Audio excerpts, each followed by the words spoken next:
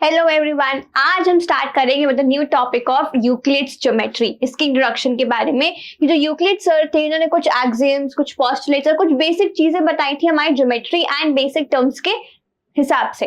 तो इसके बारे में हम डिटेल में पढ़ेंगे। क्लास 9 का बहुत ही इंपॉर्टेंट चैप्टर है सीबीएसई बोर्ड के हिसाब से। एंड इसमें जो भी ज्योमेट्री के बेसिक रूल्स हम अप्लाई करते हैं, जो हमें पता है पहले से ही, कुछ नया नहीं है इसमें, बट जो हमें पता है हम उसी को ही थोड़ा सा रिफ्रेम करके आज समझेंगे। ठीक है, तो सबसे पहले बात करते हैं इंट्रोडक्शन की कि यूक्लिड सर थे कौन। यूक्लिड सर हमारे एक ग्रीक मैथमेटिशियन थे जिन्होंने कुछ यूनिवर्सल ट्रुथ्स बताए, कुछ डेफिनेशंस दी उस टाइम पे जब हमें ये भी नहीं पता कि लाइन सेगमेंट क्या होती है, लाइन क्या होती है, हमें ये सब भी नहीं पता था। तो उन्होंने ये सब चीजें डिटेल में एक्सप्लेन की एंड बताया कुछ हमें। ये थे हमारे ग्रीक मैथमेटिशियन।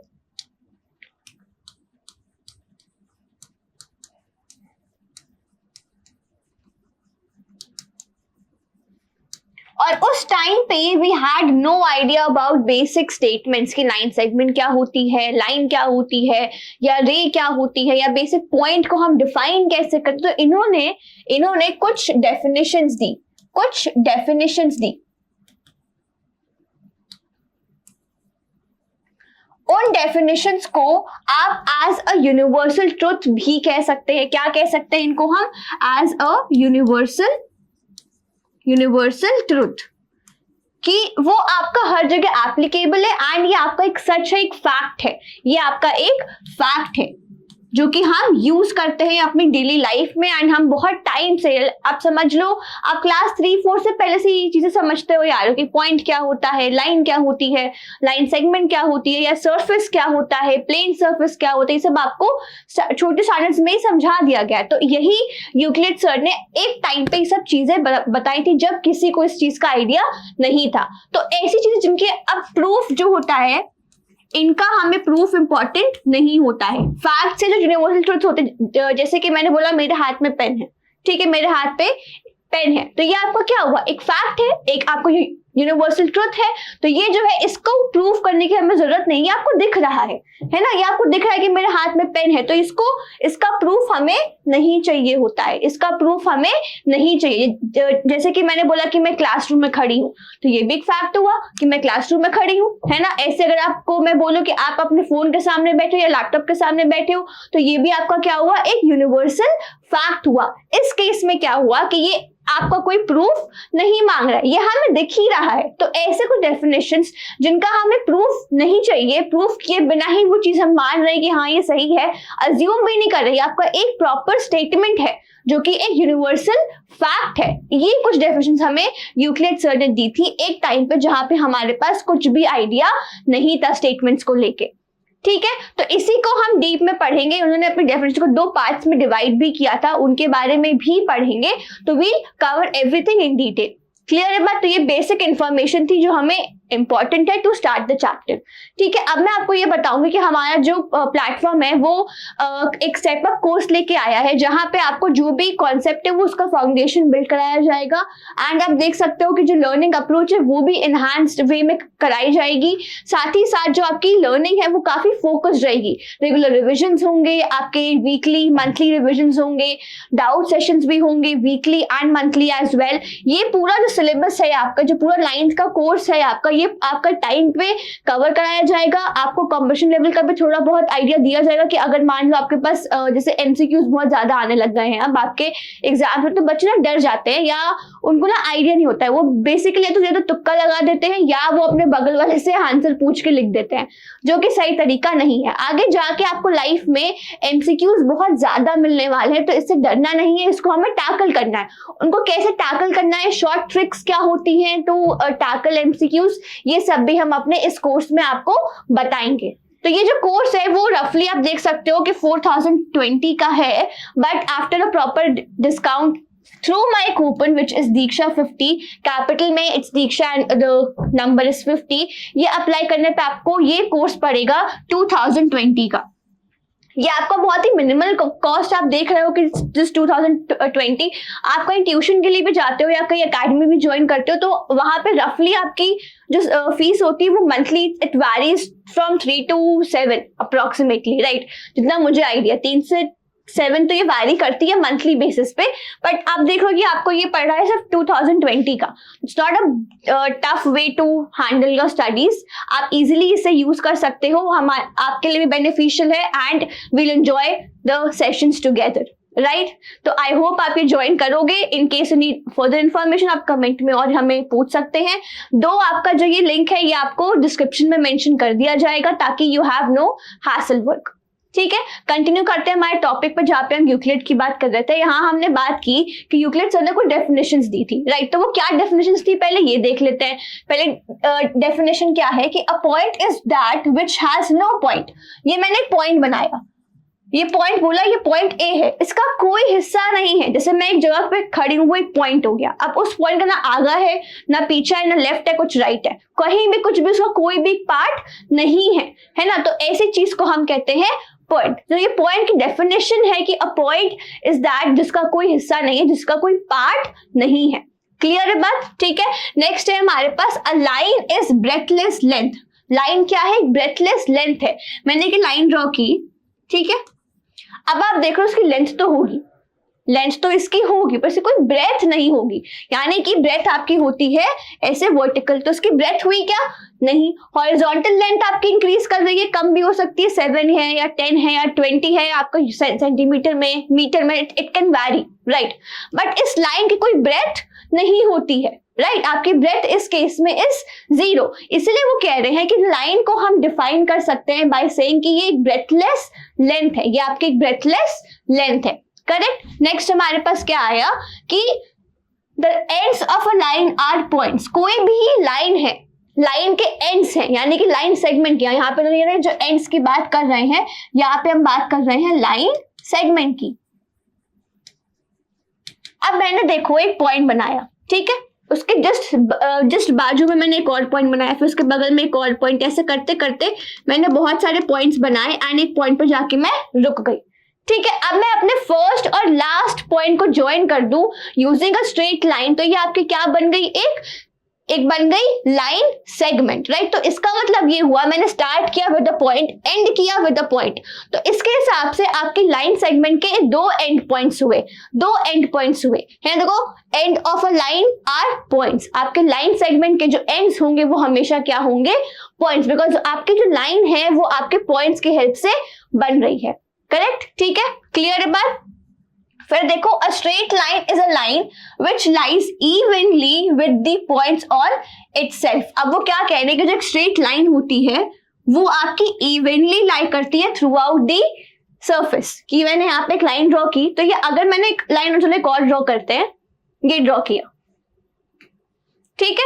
ऊपर वाली आपकी लाइन नहीं है, वो आपकी स्ट्रेट लाइन नहीं है, बिकॉज वो आपकी इवनली डिस्ट्रीब्यूटेड नहीं है, वो आपकी वैरी कर रही, वो आपको कर्व दे रही, तो ये आपकी एक स्ट्रेट लाइन नहीं हुई। स्ट्रेट लाइन क्या होती है? जो कि इवनली डिस्ट्रीब्यूटेड होती है अपने में। क्लियर है बात? क्या बोल रहे हैं एक बार फिर से देखते हैं। Straight line is a line which lies evenly, जो इवनली लाई कर रही है अपने पॉइंट्स ऑन इटसेल्फ पे, जो भी उसके पॉइंट्स हैं उस पे वो इवनली लाई कर रही है, एक फ्लैट सरफेस काइंड ऑफ वो फॉर्म कर रही है। बट यहाँ पे तो कोई पॉइंट्स में इवन डिस्ट्रीब्यूशन है ही नहीं, है ना, इसीलिए ये आपकी एक लाइन नहीं है, आपकी लाइन हुई ये नीचे वाली। क्लियर है बात, ठीक है। आगे बढ़े, नेक्स्ट क्या है हमारे पास? A surface. 5th पॉइंट पे आते हैं। अ सरफेस, सरफेस क्या होता है? दैट विच हैज लेंथ, उसकी एक लेंथ होती है एंड उसकी ब्रेथ होती है, बस, ओनली। यानी कि कोई भी सरफेस जिसकी लेंथ है और ब्रेथ है वो क्या कहलाएगा? एक सरफेस कहलाएगा। जैसे कि आपकी डेस्क में जो आपकी टॉप पार्ट है डेस्क का, वो भी एक क्या है? सरफेस है। ये बोर्ड है, ये भी मेरा क्या है? एक सरफेस है, इसकी लेंथ है एंड ब्रेथ है। तो ये जो भी चीजें जिनकी लेंथ और ब्रेथ होती है उनको हम कहते हैं सरफेस। वो क्या फॉर्म कर रहे हैं? एक सरफेस। ऐसे ही हमारे पास आता है प्लेन सरफेस। प्लेन सरफेस क्या होता है? एक ऐसा surface which lies evenly with the straight lines on itself. जैसे कि मैंने बताया, एक सरफेस बनाया। सरफेस क्या होता है? जिसकी लेंथ होती है और ब्रेथ होती है ना। सरफेस क्या होता है? जिसकी लेंथ होती है और ब्रेथ होती है। क्लियर है। अब हम प्लेन की बात कर रहे हैं, तो प्लेन में अगर मैंने यहाँ पे मल्टीपल लाइंस ड्रॉ की, मान लेते कि मैंने पैरेलल लाइंस ड्रॉ करी बहुत सारी, एंड पैरेलल लाइंस आपकी इवनली यहाँ पे डिस्ट्रीब्यूट हो रही है। स्ट्रेट लाइन क्या होती है? जो इवनली डिस्ट्रीब्यूटेड होती है ना। तो यहाँ पे आपका जो ये सरफेस बन रहा है ये कैसा हुआ? प्लेन हुआ। बात समझ में आई? ऐसा सरफेस जहां पे आप अपनी स्ट्रेट लाइंस को पैरेलल फॉर्म में या किसी भी फॉर्म में ड्रॉ कर सकते हो, जैसे कि ये क्या मेंशन कर रहा है, which lies evenly with the straight lines on itself, जो कि आपकी ऐसा सरफेस जो इवनली लाई कर रहा है आपके सरफेस पे, उसको कहते हैं हम एक प्लेन सरफेस। क्लियर है बात? ठीक है। लास्ट हमारे पास पॉइंट क्या है? The edges of a surface are lines.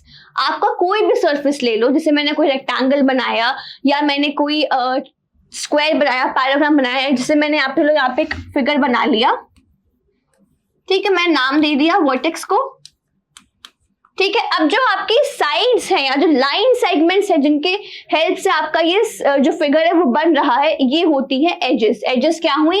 ये एडी आपकी एज है, डीसी आपकी एज है, बीसी भी आपकी एज है एंड एबी भी आपकी एज है। तो ये जो एजेस है ये कुछ नहीं है, ये आपके क्या है? Line segments. ये क्या है? आपकी लाइन सेगमेंट्स। बात समझ में आई है ना? कि कोई भी सरफेस है, कोई भी फिगर हमने बनाया है, तो उसके जो आपके साइड्स होंगी, आपकी एजेस हैं, वो क्या होती है? वो होती हैं आपकी लाइन सेगमेंट्स। क्लियर है बात? वो होती हैं आपकी लाइंस। क्लियर है बात? ठीक है। तो जल्दी से एक बार हम रिवाइज कर लेते हैं कि हमने यहाँ पे क्या क्या पढ़ा है। पहला पॉइंट, डेफिनेशन की पॉइंट क्या होता है? जिसका कोई पार्ट नहीं होता है, जिसका कोई हिस्सा नहीं होता है। दूसरा हमने क्या देखा कि लाइन क्या होती है? लाइन एक ऐसी स्ट्रेट लाइन है या ऐसी लाइन ऐसी चीज है जिसकी कोई ब्रेथ नहीं होती, एक ऐसी लेंथ जिसकी कोई ब्रेथ नहीं है। यानी कि मैंने एक यहाँ पे लाइन ड्रॉ की, इसकी कोई ब्रेथ नहीं है ना? कोई ब्रेथ, यानी कि उसका जो मोटापा है वो यहाँ पे, यानी कि विड्थ है वो यहाँ पे 0 है, नील है। तो इस केस में ये हो गई आपकी एक लाइन। क्लियर है? लेंथ है बट ब्रेथ नहीं है। ऐसे स्टेटमेंट्स को हम, ऐसे चीज को हम क्या कहते हैं? लाइन कहते हैं। फिर हम आते हैं अपने लाइन के एंड पॉइंट्स पे। लाइन, कोई भी लाइन है, उसको अगर मैंने एंड कर दिया, जैसे ये आपकी एक लाइन है, दोनों एंड्स पे एक्सटेंड कर दी, मैंने इसको 2 पॉइंट्स पे एंड कर दिया, ये ए पॉइंट और ये आपका बी। तो ये जो दो पॉइंट्स हुए, ये दोनों जो चीजें हुई, ये क्या हुई? हमारी पॉइंट्स हुई। ये क्या है? हमारे पॉइंट्स है ऑन द लाइन। ये एक पॉइंट है, ये भी एक पॉइंट है। तो आपको अगर आप लाइन कहीं एंड कर रही है तो वो कुछ नहीं, बस एक पॉइंट है। और ऐसे ही इन दोनों पॉइंट्स के बीच में multiple infinite number of points exist करेंगे। ये दो आपके पॉइंट्स है ए एंड बी, इनके बीच में multiple infinite number of points exist कर सकते हैं। क्लियर बात? फिर हम आगे बढ़ते हैं। स्ट्रेट लाइन, स्ट्रेट लाइन क्या होती है? जो आपकी इवनली पॉइंट्स उस पे इवनली लाई करते हैं। देखो, line which lies evenly with the points on itself, वो आप उस पे जो पॉइंट्स हैं उस लाइन पे, वो इवनली लाई कर रहे हैं उस लाइन पे। क्लियर है? नेक्स्ट देखो क्या है? सरफेस। सरफेस क्या होता है? जिसकी लेंथ एंड ब्रेथ होती है। कोई भी चीज जिसकी लेंथ एंड ब्रेथ है उसको हम कहते हैं सरफेस। फिर प्लेन सरफेस क्या होता है? ऐसा सरफेस जिसमें हम स्ट्रेट लाइंस को ड्रॉ कर सकते हैं और वो इवनली डिस्ट्रीब्यूटेड होंगी। क्लियर है? लास्ट पे आए हम एज। एज क्या होती है? आपका कोई भी सरफेस, उसके जो साइड्स होते हैं, लाइंस होती हैं, उनको हम कहते हैं एजेस। क्लियर है बात? अगर जैसे कि आपका कोई डेस्क है तो उसकी एक लेंथ है, एक ब्रेथ है, जो लेंथ एंड ब्रेथ हो गई, ये हो गई आपकी एजेस। क्लियर है बात? ठीक है। तो ये बेसिक डेफिनेशंस थी, या हम इनको क्या कह सकते हैं? इनको हम कह सकते हैं universal truths.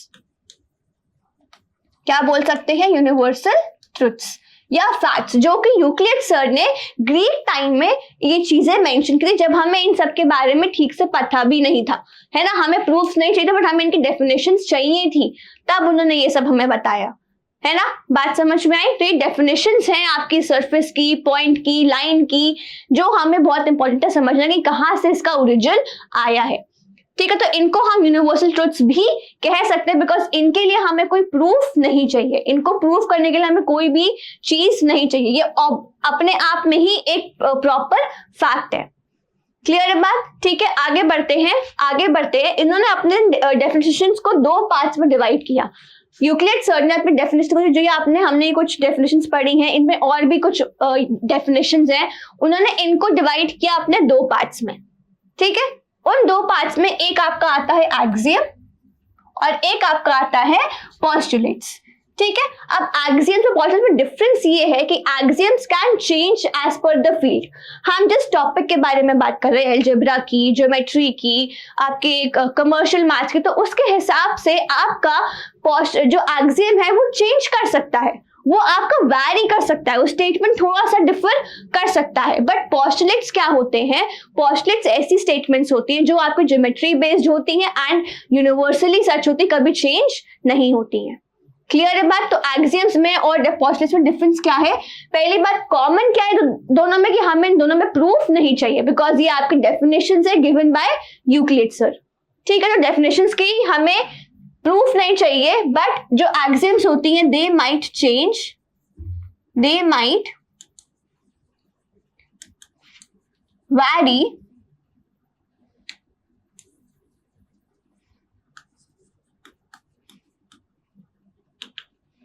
As per the field. जो भी आपकी फील्ड के हम बारे में बात करें, हम जो भी फील्ड के बारे में पढ़ रहे हैं, उस फील्ड के हिसाब से आपकी एक्सियम का स्टेटमेंट थोड़ा सा 19-20 हो सकता है। ठीक है, बट पोस्टुलेट्स आपके ज्योमेट्री बेस्ड होती है, दे आर ज्योमेट्री बेस्ड, या आपके ज्योमेट्री बेस्ड होती है and they do not vary, they do not vary, यानी कि ये चेंज या इनका 19-20 होने का कोई भी स्कोप नहीं है। ये मेजर डिफरेंस है आपकी एक्सियम्स में और आपके पोस्टुलेट्स में।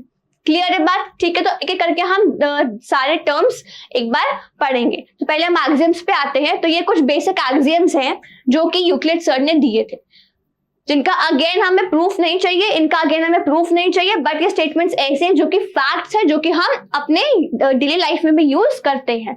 सबसे पहला यहाँ पे क्या है? सबसे पहला है things which are equal to the same thing are equal to one another. अब मैंने आपको यहाँ पे क्या बोला, एग्जाम्पल ले लेते हैं।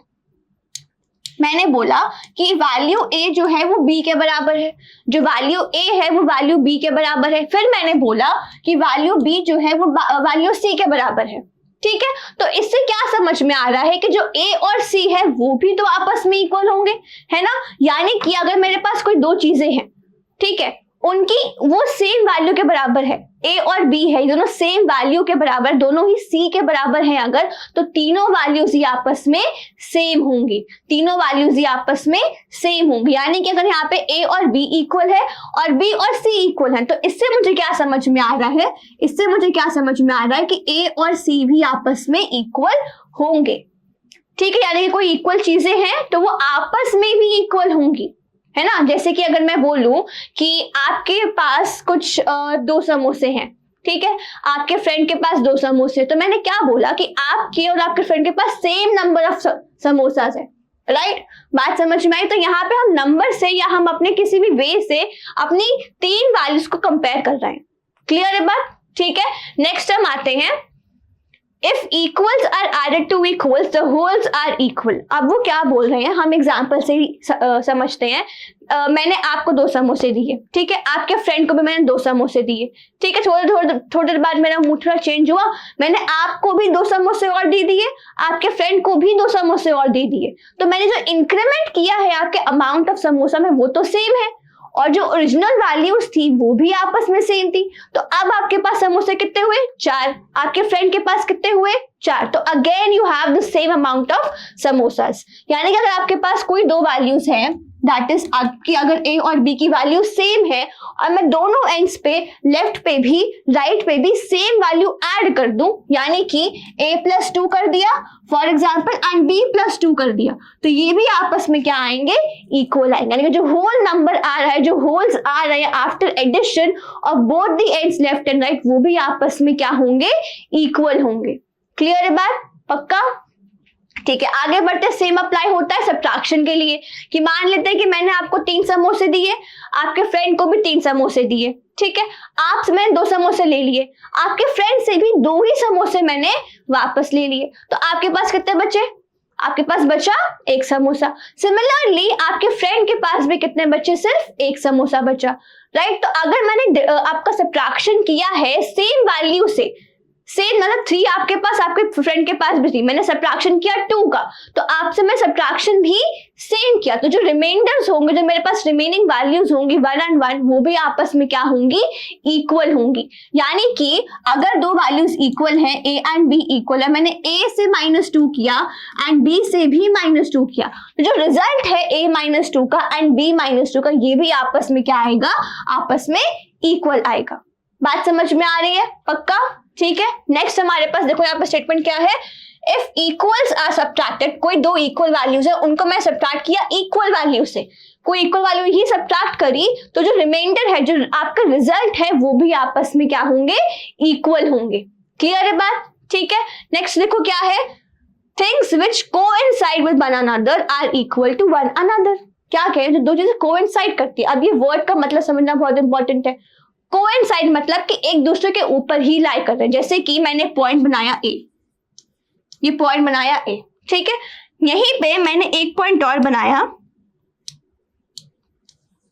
पॉइंट बी, ठीक है। मैंने क्या किया, पहले एक पॉइंट बनाया ए, फिर पॉइंट बनाया बी। बी जो है वो ए के ऊपर ही लाई कर रहा है, यानी कि वो कोइंसाइड कर रहा है। तो अगर वो कोइंसाइड कर रहा है तो दोनों पॉइंट्स क्या होंगे, सेम होंगे। तो यानी कि कोई भी चीज जो कोइंसाइड करती हैं वो क्या होंगी, आपस में सेम होंगी। जैसे कि अगर मैं लाइन की बात करूं, यहाँ पे अगर मैं लाइन की बात करूं, मैंने एक लाइन ड्रॉ की ए बी, ठीक है, मैंने एक लाइन ड्रॉ की ए बी। अब कोई लाइन है, डेफिनेशन के हिसाब से उसके दो एंड पॉइंट्स होंगे, एक पॉइंट ए और एक पॉइंट बी।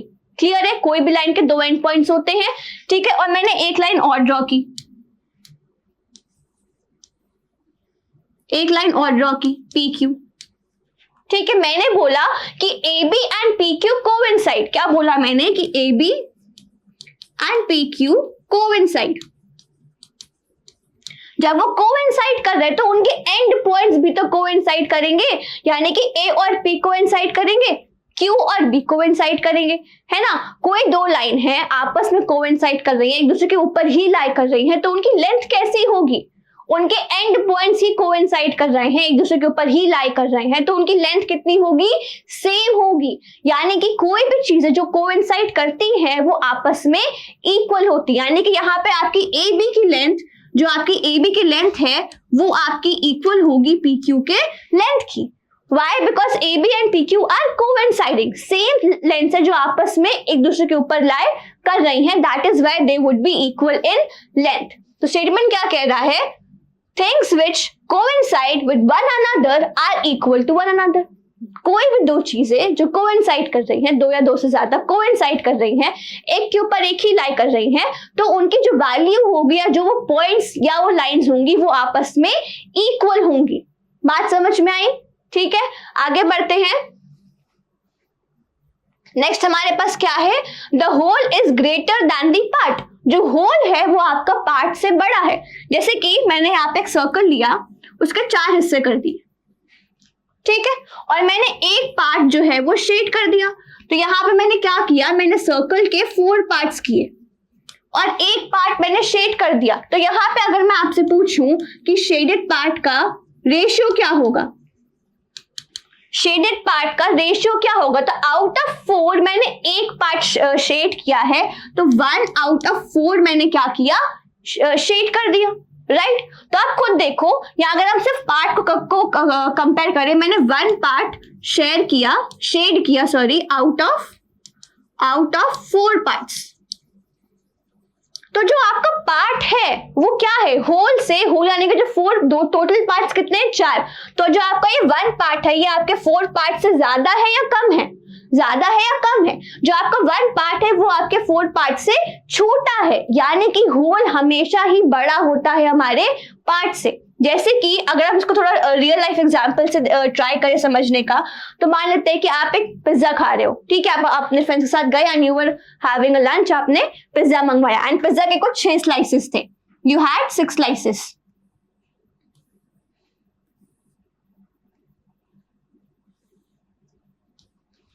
ठीक है, मान लेते थे कि आप लोग ने 6 स्लाइसेस आपने अपने पिज्जा के कराए।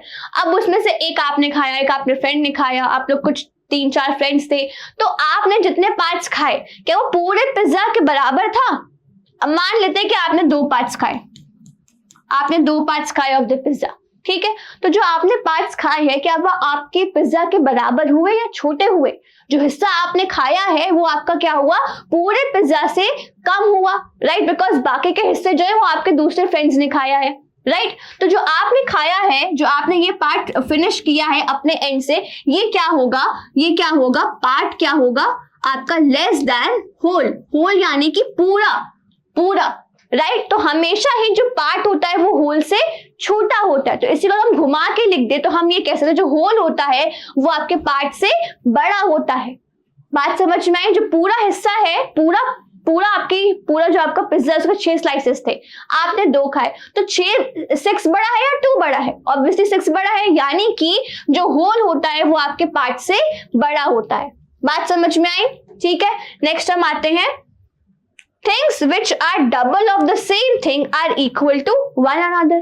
क्या कह रहे हैं कि जैसे कि आपके पास a और b की वैल्यू सेम है, ठीक है। अब मैंने बोला कि आपने दोनों को वैल्यूज को डबल कर दिया, a को भी डबल कर दिया, b को भी डबल कर, दोनों सेम थे, a और b दोनों सेम है, आपने a को भी डबल किया, फिर आपने b को भी डबल कर दिया, तो आपके पास आया 2a एंड 2b। तो आपने सेम वैल्यूज को डबल किया, तो डबल करने पे वैल्यूज भी आपस में सेम आएंगी, डबल करने पे भी वैल्यूज क्या आएंगी, सेम आएंगी। क्लियर है बात? ठीक है। ऐसे ही अगर आपने सेम चीजों को, things which are halves of the same thing are equal to one another. Similar case में अगर आपके 2 वैल्यूज आपस में सेम है, 2 वैल्यूज आपस में सेम है, आपने उनका हाफ कर दिया, यानी कि a/2 एंड b/2, तो उनके हाफ्स भी आपस में सेम आ जाएंगे। कोई 2 वैल्यूज इक्वल है, ठीक है, मान लेते हैं आपके और आपके फ्रेंड की एज इक्वल है। फॉर एग्जाम्पल मान लेते हैं कि अभी आप लोग की एज 14 है, आपके और आपके फ्रेंड की एज इज 14, आपकी एज का हाफ क्या होगा, आपकी एज का हाफ हुआ 7, ऐसे ही आपके फ्रेंड की एज का हाफ क्या होगा, उसकी एज आपकी एज से सेम है विच इज अगेन 14, तो उसका हाफ भी क्या होगा 7। तो दोनों की एज सब जब सेम है तो उनका हाफ्स भी क्या होगा, सेम होगा। बात समझ में आई? तो कोई भी 2 वैल्यूज है जो आपस में सेम है, अगर सेम है तो उनका डबल भी सेम होगा और उन 2 वैल्यूज का आपका हाफ भी सेम आएगा। क्लियर है बात?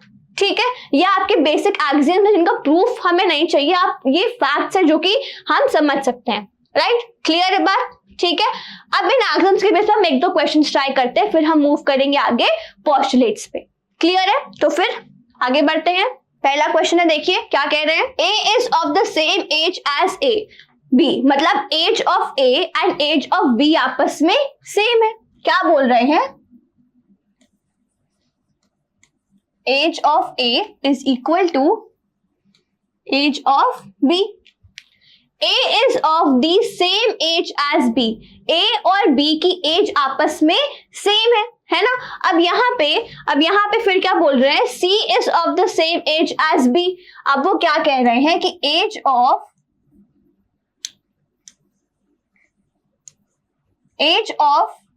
C is same as edge of B, है ना। बात समझ में आई?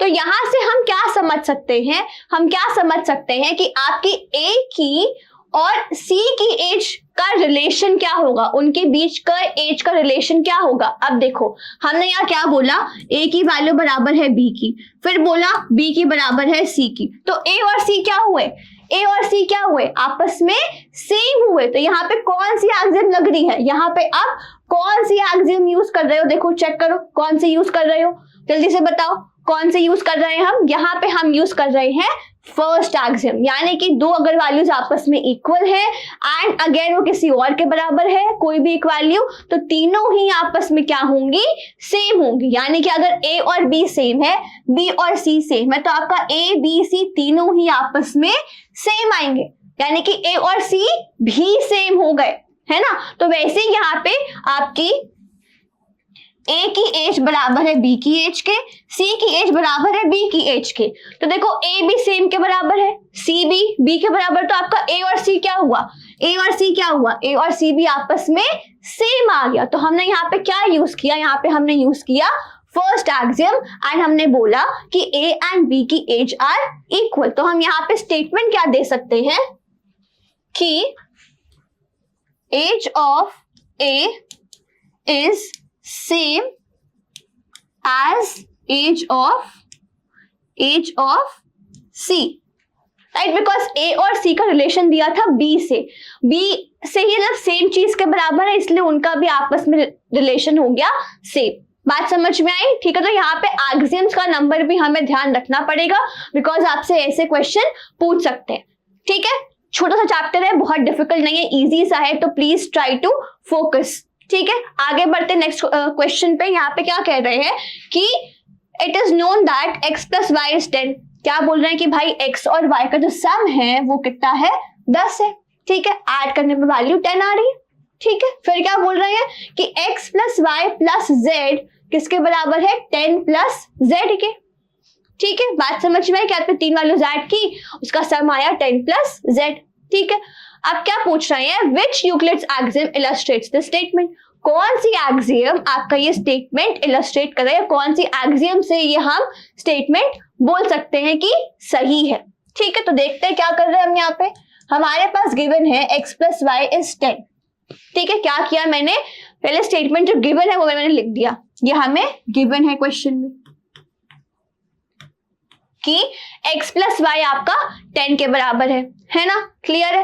फिर आप एक चीज कर सकते हो, यहाँ पे ऐड कर दो z ऑन बोथ साइड्स, दोनों एंड्स पे आप z को ऐड कर दो। अब यहाँ पे एक एक्सियम हमने पढ़ी थी कि अगर दो चीजें आपस में सेम है एंड हम दोनों में सेम वैल्यू ऐड कर दे तो आपको जो रिजल्ट आएगा वो भी आपस में सेम आएगा। तो यहाँ पे अगर मैं z को ऐड कर रही हूं, z को अगर मैं ऐड कर रही हूं तो ये आपके पास क्या हुआ, x plus y plus z और यहाँ पे 10 प्लस z। अब z को ऐड करने पे आपका लेफ्ट एंड राइट साइड भी आपस में सेम आएंगे। मैंने एक्सियम कौन सी यूज की, देखो जल्दी से बताओ, कौन सी एक्सियम यूज की इनमें से, कौन सी की, जल्दी जल्दी कौन सी यूज करी, ये वाली। If equals are added to equals, अगर हमने इक्वल चीजों को इक्वल चीज में ही ऐड किया है तो आपका होल्स जो है, जो आपका रिजल्ट है वो भी आपस में इक्वल होगा। तो हमने यहाँ पे क्या यूज किया, एक्सियम 2 यूज की, यानी कि अगर आपके दो वैल्यूज आपस में सेम है एंड आपने इक्वल वैल्यू दोनों एंड्स पे ऐड करी है तो left and right sides would be equal to each other, यानी कि आपका LHS एंड आपका RHS आपस में आ जाएगा सेम। क्लियर है बात? ठीक है, तो ये हमारे कुछ बेसिक क्वेश्चंस थे बेस्ड ऑन एक्सियम्स। ठीक है, हम एक क्वेश्चन और ट्राई करते हैं जहां पे क्या कह रहे हैं कि in this figure AC is equal to BD। आपका ये AC बराबर है BD के।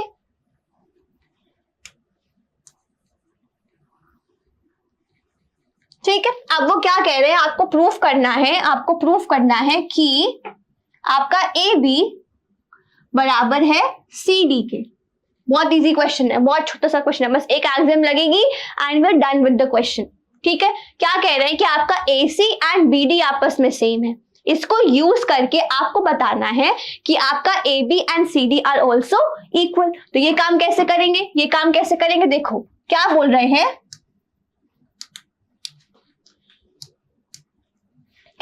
कि AC is equal to BD, right.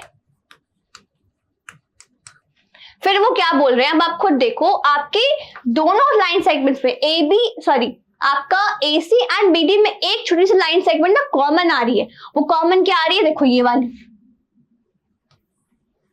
जो लाइन सेगमेंट है ये आपकी दोनों में कॉमन आ रही है ना। तो मैं क्या बोल सकती हूं कि आपके AC को मैं लिख सकती हूं AB प्लस BC। कोई दिक्कत क्योंकि AB प्लस BC आपको कोइंसाइड कर रहा है AC से। देखो ये आपका AC, ठीक है, और यहाँ पे एक पॉइंट लाई कर रहा है B। मैंने बोला कि जो आपका AC है वो मैंने लिख दिया AB प्लस BC के बराबर। क्यों? क्योंकि आपका AB प्लस BC क्या कर रहा है, कोइंसाइड कर रहा है AC से। कोइंसाइड कर रहा है AC से। कोइंसाइड मतलब कि मैंने AB और BC को ऐड किया तो वो आपके AC पे ही लाई कर रहा है। तो इसीलिए मैंने क्या किया, यहाँ पे क्या, पहले तो स्टेटमेंट लिख लेते हैं। स्टेटमेंट क्या आएगा हमारा यहाँ पे, AC coincides with AB plus BC। ठीक है, सिमिलर केस में आपका हम BD को लिख सकते हैं, BD coincides with BC, sorry BD coincides with, देखो BD कहाँ है, ये B से हम गए D, बीच में पड़ा C, तो हम BD को लिख सकते हैं BC plus CD। Why? Because BC plus CD आपका कोइंसाइड कर रहा है, सेम लाई कर रहा है और BD है ना, तो हम यहाँ क्या लिख सकते हैं, BD coincides with BC plus CD। तो मैंने यहाँ पे क्या किया, यहाँ पे मैंने लिख लिया, ये AC को मैंने लिखा AB प्लस BC है ना। सिमिलर केस में मैंने BD को क्या लिख लिया, BD को मैंने लिख लिया BC प्लस CD। ठीक है, बात समझ में आई। अब देखो दोनों एंड्स पे आप, अभी मैंने यहाँ पे एक्सियम कौन सी यूज की, कोइंसाइड वाली, कोइंसाइड यानी कि फोर्थ एक्सियम यूज की, तो यहाँ पे मैंने एक्सियम यूज की फोर्थ। क्लियर है, आपको एक्सियम्स मेंशन भी करनी है, तो ये चीज ध्यान रखनी है। ठीक है, इसके बाद हम आते हैं, यहाँ पे हम क्या करते हैं, सब्ट्रैक्ट कर देते हैं।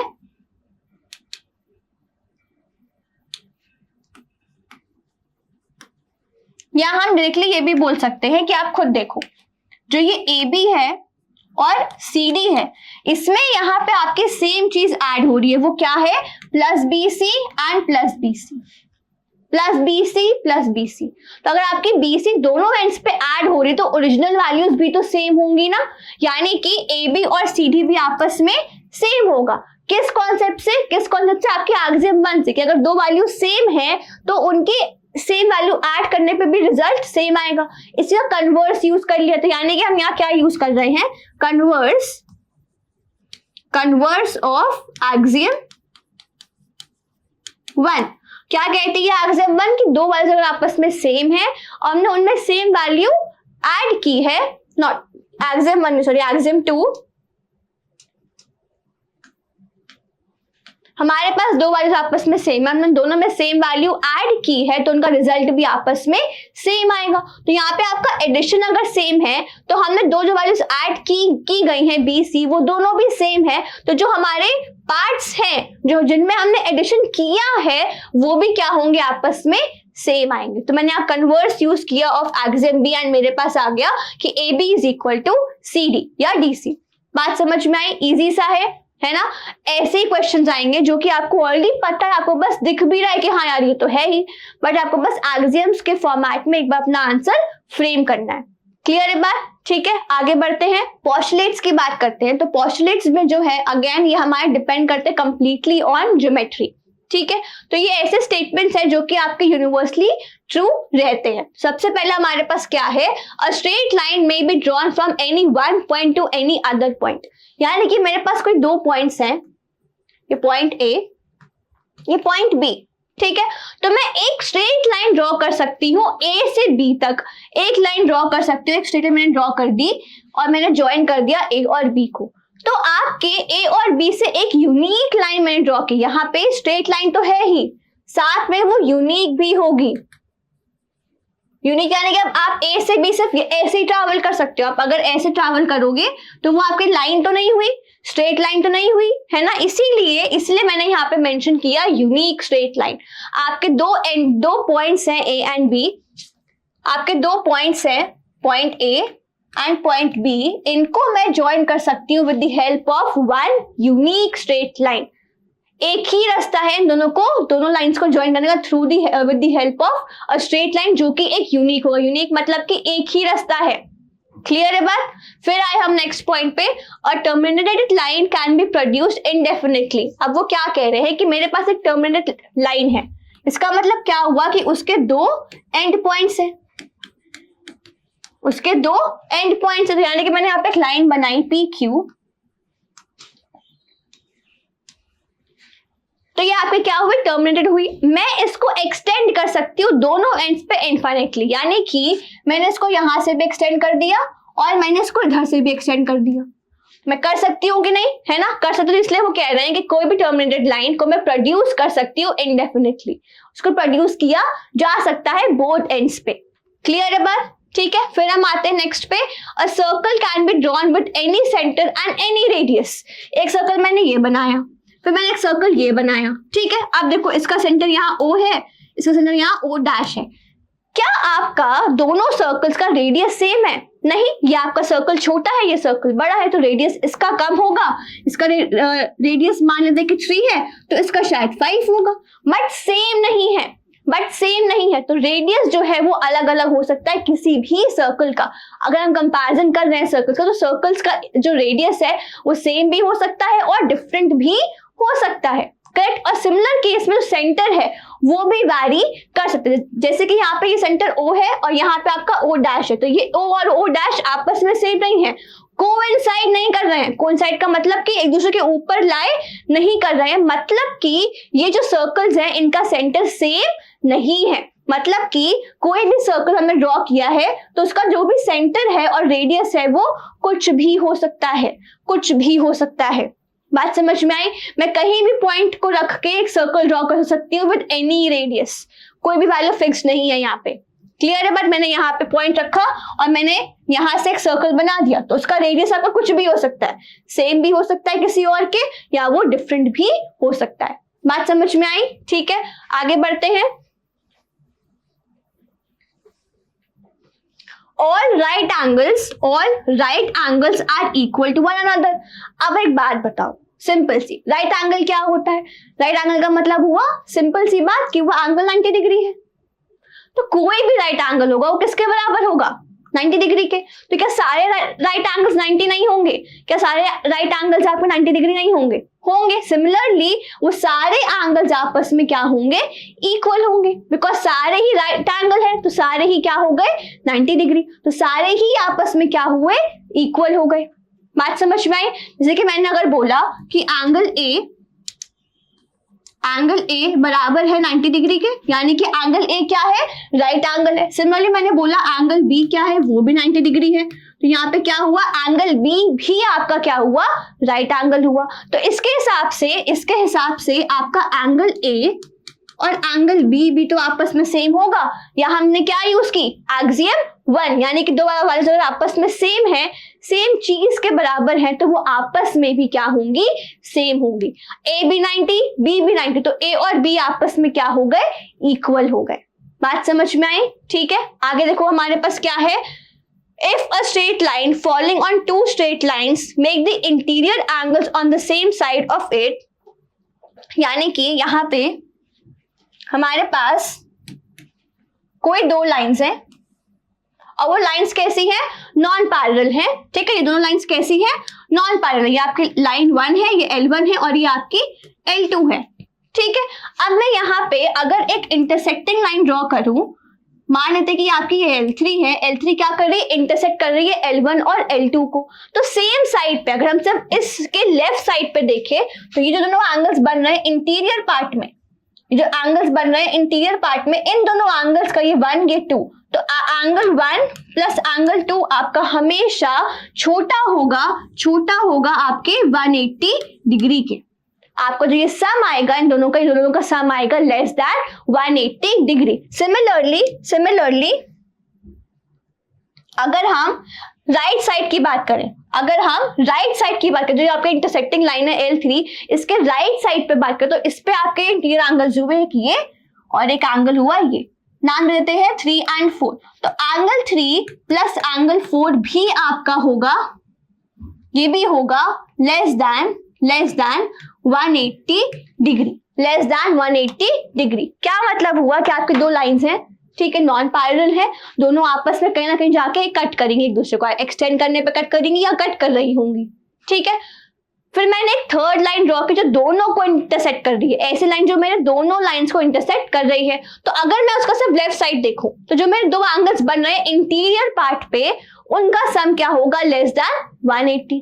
ठीक है, सिमिलरली अगर मैं दूसरा साइड देखूं, अपनी जो थर्ड लाइन है उसका दूसरा साइड देखूं, तो वहां पे भी हमारे sum of these two angles would be less than 180 degree. देखो यही स्टेटमेंट लिखा है यहाँ पे, if a straight line falling on two straight line, दो स्ट्रेट लाइन से फॉल कर रही है, दो लाइंस को इंटरसेक्ट कर रही है, तो जो इंटीरियर पार्ट पे एंगल्स बनेंगे सेम साइड पे, या तो लेफ्ट या तो राइट, तो उनका जो सम होगा वो क्या होगा, less than two right angles. अब टू राइट एंगल्स क्या होते हैं, right angle 90 degree, two right angles 180 degree.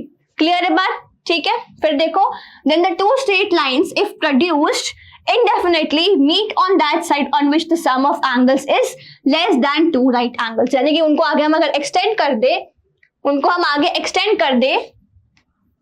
तो ये आपके एक पॉइंट पे जाके मीट करेंगे, क्लियर है बात? ठीक है, तो यहाँ पे ये कह रहे हैं कि आपको जो ये एंगल 1 है, एंगल 2 का सम है, ये आपका हुआ अगर लेस देन 180, तो वो एक पॉइंट पे जाके मीट जरूर करेगा। और यहाँ पे जो ये एंगल 3 एंगल 4 है, इनका sum can be more than 180 और लेस देन 180। मतलब कि दोनों एंड्स में से कोई एक एंड पे जो आपकी थर्ड लाइन है, जहां भी दोनों को कट कर रही है, उसके एक तरफ उनका जो सम होगा वो 180 से छोटा होगा, दूसरी तरफ आपका सम ज्यादा होगा। ठीक है, तो यहाँ पे हम क्या कहना चाह रहे हैं कि जहां भी एंगल का सम जो है वो कम आ रहा है, 180 से कम आ रहा है, तो उनको हम प्रोड्यूस करेंगे सेम साइड पे। हमने अपनी इन दोनों लाइंस को प्रोड्यूस किया सेम साइड पे, तो वो एक पॉइंट पे जाके मीट जरूर करेंगे। बट यहाँ पे जो सम है वो आपका लेस देन 180 नहीं होगा, यहाँ पे लेस देन 180 नहीं होगा। जिस तरफ लेस देन 180 होगा, उस तरफ अगर हमने लाइंस को प्रोड्यूस कर दिया, तो वो जाके एक पॉइंट पे मीट करेंगे। क्लियर है बात? पक्का? ठीक है, तो ये आपके बेसिक पोस्टुलेट्स हैं, जिनके बेस पे भी हमारे पास क्वेश्चंस है, बट ये बहुत इंपॉर्टेंट है। इनकेस आपको भी कुछ समझ में ना आया हो या आपको कुछ और डिटेल इसमें चाहिए हो, तो आप प्लीज मुझे मेंशन जरूर करिएगा। क्लियर है बात? तो आगे बढ़ते हैं इस पे। पोस्टुलेट्स के बाद अब ये एक थ्योरम है जो कि बहुत ही ज्यादा इंपॉर्टेंट है। अब इस थ्योरम में पहले तो हम ये समझते हैं कि थ्योरम होता क्या है ना। मैंने आपको समझाया कि axiom is something and postulates are something universal facts, जिनको प्रूफ की जरूरत नहीं होती है। बट वही अगर हम बात करें थ्योरम्स की, तो थ्योरम्स को प्रूफ चाहिए होते हैं, दे नीड प्रूफ। जो हमें चीज प्रूफ करनी पड़े, जिसमें प्रूफ रिक्वायर्ड हो, वो होते हैं हमारे थ्योरम्स। ठीक है, ये आपने कुछ थ्योरम्स पहले भी पढ़ रखे होंगे बेसिक टॉपिक से रिलेटेड। तो वैसे यहाँ पे जो हमारे थ्योरम है, थ्योरम वर्ड का मतलब ये है या इस टर्म का मतलब ये है कि ऐसे स्टेटमेंट जिनका प्रूफ इज रिक्वायर्ड। ठीक है, तो यहाँ पे हमारे पास एक स्टेटमेंट है which says two distinct lines can not have more than one point in common. वो कह रहे हैं कि दो डिस्टिंक्ट है, डिस्टिंक्ट मतलब कि अलग अलग दो लाइंस है। एक मैंने लाइन ड्रॉ करी AB एंड मैंने एक लाइन ड्रॉ करी PQ। तो वो कह रहे हैं कि जो दोनों लाइंस हैं, हमारी जो दो अलग अलग लाइन डिस्टिंक्ट लाइंस हैं, इनका सिर्फ एक ही पॉइंट कॉमन पॉसिबल है, एक ही पॉइंट पॉसिबल है। अब वो कैसे पॉसिबल है, देखो यहाँ पे मैंने एक लाइन ऐसे ड्रॉ करी, दूसरी ऐसे ड्रॉ कर दी। ठीक है, तो यहाँ पे क्या हुआ, आपके ये L1 L2 को इंटरसेक्ट कर रही है एट जस्ट वन पॉइंट।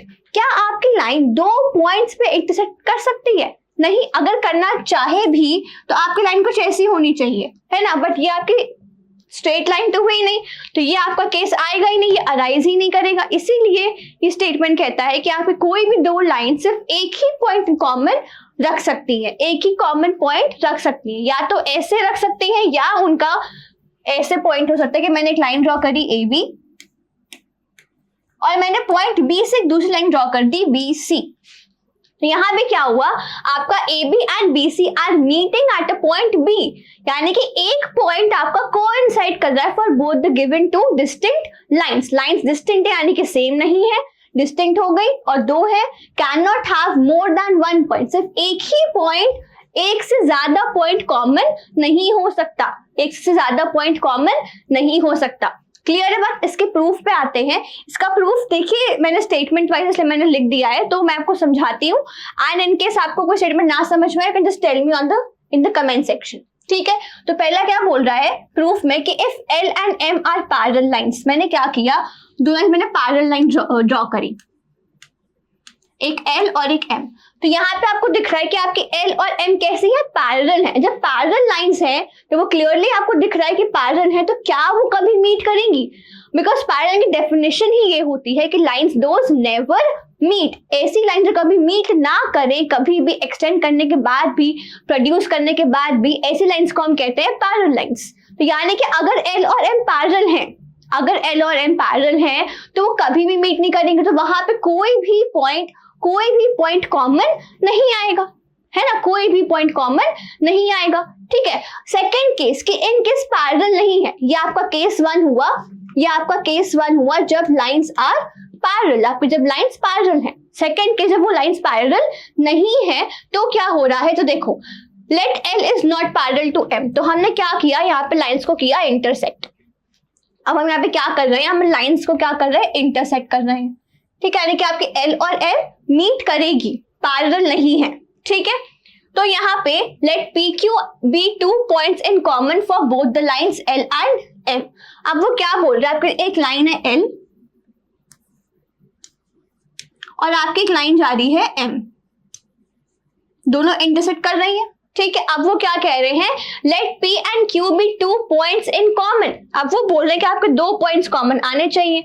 तो मान लेते हैं कि मेरी जो लाइन है वो ये जा रही है, ये PQ, ये पॉइंट और एक ये पॉइंट, तो आपका P एंड Q दोनों लाइंस में क्या आ गया, कॉमन आ गया, दोनों लाइंस में कॉमन आ गया। अब वो क्या बोल रहे हैं कि we observe that line contains both P and Q, line M also contain both points P and Q। मैंने जब यहाँ पे ये माना कि आपकी लाइन इंटरसेक्ट कर रही है पर उनके 2 पॉइंट्स कॉमन आ रहे हैं, मैंने कुछ अजम्पशन लिया है यहाँ पे कि मेरे यहाँ पे एक लाइन है, मेरे यहाँ पे एक लाइन है और एक लाइन और है जिसमें मेरे 2 पॉइंट्स कॉमन आ रहे हैं।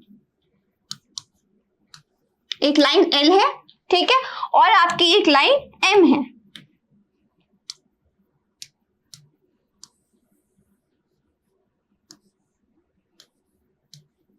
ये 2 लाइंस है मेरी। ठीक है, अब इन 2 लाइंस में 2 कॉमन पॉइंट्स है, P and Q are the 2 common points. तो आपको दिख रहा है कि P एंड Q आपकी L में भी लाई कर रही है, P एंड Q आपकी लाइन L में भी लाई कर रही है ना। क्या बोल रहे हैं, we observe that line L contains both P and Q, आपकी लाइन L भी P एंड Q को कंटेन कर रही है। Similarly line M also contains, line M में भी आपकी पॉइंट P एंड Q आ रहे हैं। तो यहाँ पे आपके 2 पॉइंट्स कॉमन तो हुए, 2 पॉइंट्स कॉमन तो है, पर दोनों लाइंस देखो क्या कर रही है, कोइंसाइड कर रही है। वो क्या कर रही है, कोइंसाइड। तो जब यहाँ पे व्हेन दे आर कोइंसाइडिंग,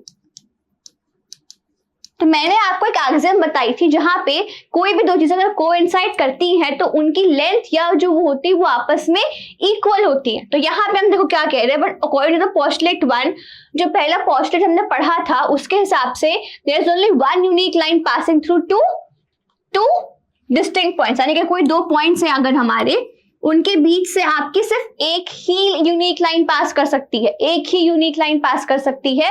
तो यहाँ पे तो वो केस अप्लाई नहीं हो रहा है, यहाँ पे तो आपको पोस्टुलेट अप्लाई ही नहीं हो रही, बस आपको 2 पॉइंट्स है P एंड Q, यहाँ से 2 लाइंस पास कर रही हैं, एक लाइन L और एक लाइन M। तो ये आपका एक क्या हुआ, कॉन्ट्रडिक्शन हो गया आपके खुद के अजम्पशन का। हमने क्या अज्यूम किया कि आपकी एक लाइन है, 2 लाइंस के 2 कॉमन पॉइंट्स है ना, बट हमने अपने आप को कोइंसाइड करा के हमने क्या बोला कि दोनों पॉइंट्स क्या आ रहे हैं, कॉमन तो आ रहे हैं, बट जो 2 पॉइंट्स है उनके थ्रू आपकी पोस्टुलेट 1 के हिसाब से सिर्फ एक ही यूनिक लाइन पास कर सकती है।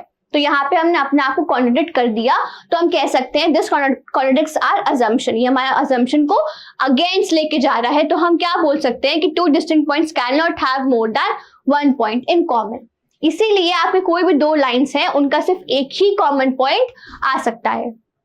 क्लियर है बात, पक्का। यहाँ पे क्या हो रहा है, इस केस में हमने 2 पॉइंट्स कॉमन ले लिए, आपकी लाइंस सेम आ रही हैं, सेम आ रही है मतलब, और हमने पोस्टुलेट 1 में ये पढ़ा कि आपके 2 पॉइंट्स के बीच में सिर्फ एक ही लाइन यूनिकली पास कर सकती है। तो यहाँ पर 2 लाइंस पास कर रही है, एल बी और एम बी, मतलब कि 2 लाइंस क्या हुई, सेम हुई, बिकॉज ये कोइंसाइड भी कर रही है एंड यहाँ पे पोस्टुलेट 1 भी लग रहा है।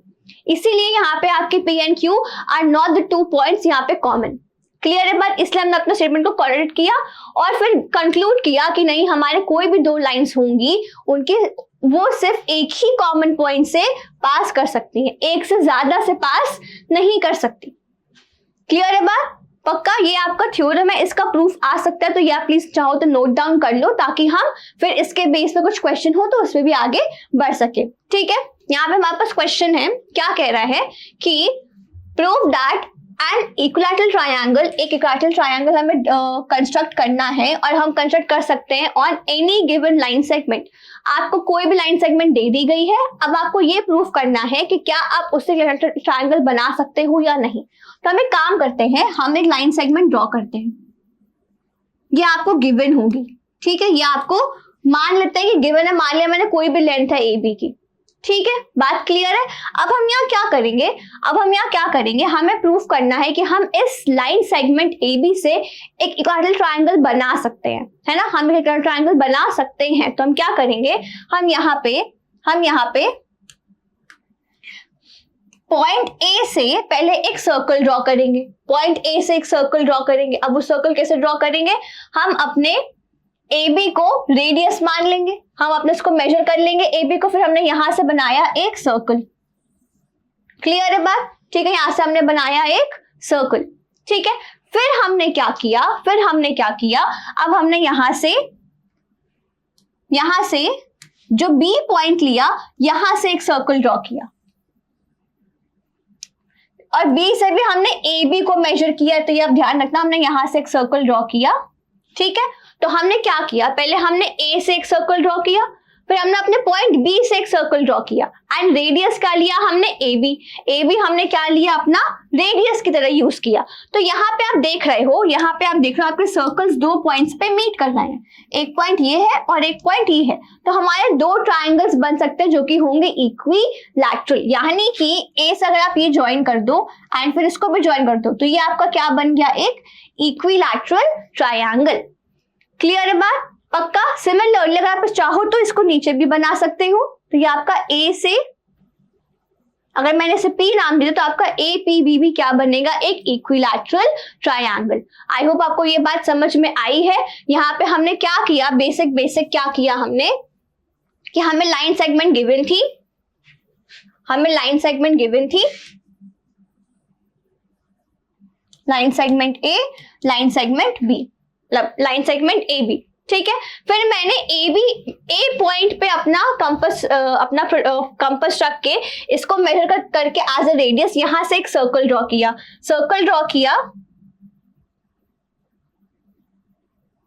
तो वो कुछ ऐसे बनेगा।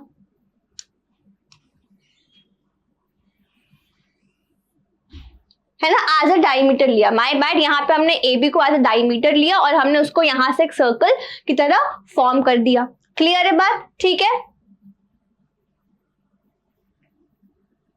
नहीं सही तो कहा था, यहाँ पे अगर मैं इसको रेडियस लिया तो हमने ए से अगर पॉइंट रखा और हमने सर्कल ड्रॉ किया तो यहां से आपका कुछ इस तरीके से आएगा सर्कल, है ना, जितना आप लेफ्ट पे आपका साइड है उतना ही आपका राइट पे भी जाएगा, है ना। सिमिलरली मैंने क्या किया पॉइंट बी से मैंने अगेन एक सर्कल ड्रॉ किया ए बी को रेडियस मान के, यहाँ पे मेरा कंपास से मैं इतना मेजर किया, अब यहां से मैंने एक सर्कल ड्रॉ किया तो वो आपका कुछ इस तरीके से बन जाएगा। ठीक है, क्लियर है बात? अब यहाँ पे आपका देख रहा होगा दोनों सर्कल्स दो पॉइंट्स पे मीट कर रहे हैं, एक पॉइंट ये है, अगर हमने यहाँ से ए को ज्वाइन किया और बी को ज्वाइन किया तो ये आपका एक बन गया इक्विलैटरल ट्रायंगल। सिमिलरली यहाँ पे अगर ज्वाइन करेंगे तो भी आपका इक्विलैटरल ट्रायंगल एक और बन जाएगा। क्लियर? तो हमने यहाँ पे प्रूव कर दिया बाय कंस्ट्रक्शन, यहाँ हमें कंस्ट्रक्ट करके बताना था, यहाँ पे हमें थ्योरम्स को यूज नहीं करके हमें यहाँ पे कंस्ट्रक्शन करके ये चीज समझानी थी। तो आई होप आपको ये चीज समझ में आ गई है ना। अब ऐसे ही क्वेश्चंस आपको आपके एग्जाम्स में भी मिलेंगे एंड आपकी बुक्स में भी मेंशन्ड है। तो आई होप आपको पूरा लेक्चर अच्छे से समझ में आया है। इन केस कुछ डाउट्स हो आपको तब हमसे पूछ सकते हैं। Be frank and do subscribe our channel. Thank you so much.